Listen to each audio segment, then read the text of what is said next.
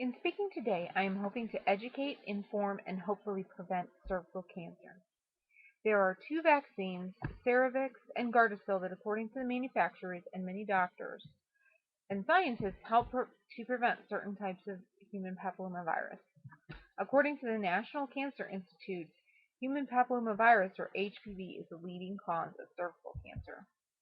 In 2007, the Center for Disease Control estimated that 12,000 women are diagnosed with cervical cancer each year in the United States. Most of these cases are caused by the high-risk strains of HPV that the vaccine has been formulated to prevent.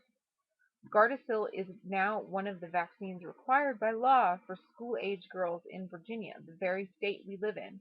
If a girl is not vaccinated, then she cannot attend a public nor private school. The lawmakers of this state realize the importance in this medical breakthrough, and I hope that my audience will share the same viewpoint after I've said my piece. HPV is the most common sexually transmitted disease among the world's population, says the National Cancer Institute. The disease runs rampant because the symptoms are painless. Not all strains cause warts, and someone can walk through their entire life and be infected and not know it. In 2009, the U.S. Department of Health and Human Services approximated that 20 million Americans from ages 15 to 49 have some form of the human papillomavirus, and about 50% of sexually active people have been infected with the disease at one point or other in their lives. HPV is a virus. That means there is no cure. The virus is transmitted through all sexual contact. There are more than 100 different strains and variations. Each strain does different things to the body. Some do nothing, some cause warts, several strains develop into cancer. Both men and women of all ages can get the virus due to the fact that it is highly contagious. The use of condoms helps, however, the CDC states that the virus can be spread to areas of the body not protected by a condom. The HPV vaccine is formulated to help the body develop antibodies to fight off the most harmful strains of the disease. A test called a pap smear is recommended by the U.S. Department of Health and Human Services, and it can detect the presence of HPV. Performed along with your yearly gynecological exam, the pap test is a small scraping of cells from the surface of the cervix. The sample is placed under a microscope, and abnormal cells can be detected. During your yearly exam is the perfect time to discuss with your doctor about receiving the HPV vaccine. Gardasil is one of the two vaccines approved by the FDA. It protects women against most dangerous strains of HPV. The official website for Merck, the company that makes the vaccine, says that it is effective against HPV 6, 11, 16, and 18. These strains have been found to be the ones most likely to develop into cancer.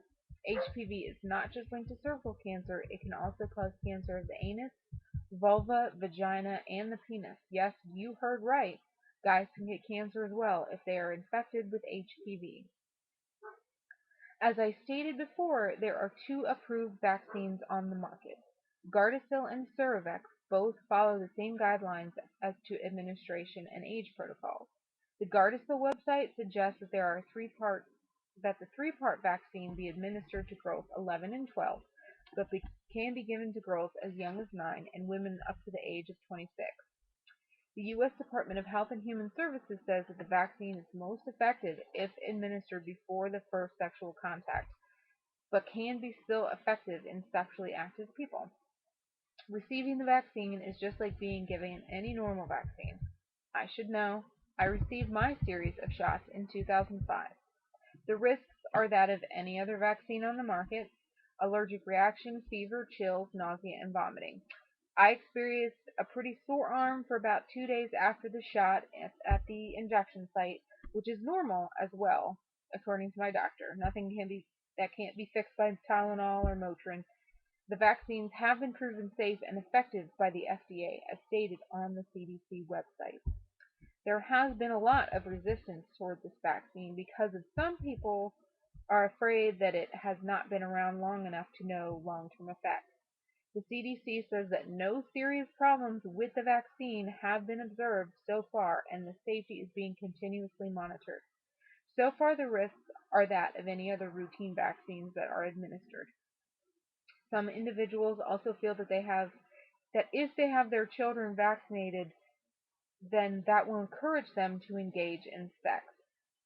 All I have to say to that is that people that receive the tetanus vaccine don't run through fields of rusty nails barefooted just because they were vaccinated against it. Being vaccinated doesn't mean that a person is going to feel that they are invincible, and it surely does not mean that they will feel the need to engage in behavior that could put them at risk.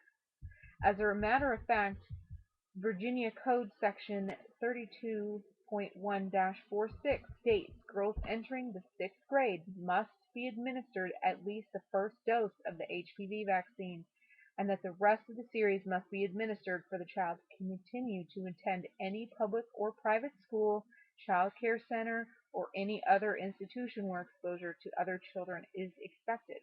A vaccine for men is in the works as well, but it is not ready for human testing. Insurance paid for my vaccinations, and from what I have found, most companies have now included Gardasil and Cervarix into healthcare plans for routine vaccination. In conclusion, I hope that I have conveyed the importance of having yourself and the young women in your lives vaccinated. Most people have no idea how much of an epidemic HPV and cervical cancer have become. We have been given new weapons in these vaccines, and together with education, we can start preventing the disease instead of having to work so hard to fight it.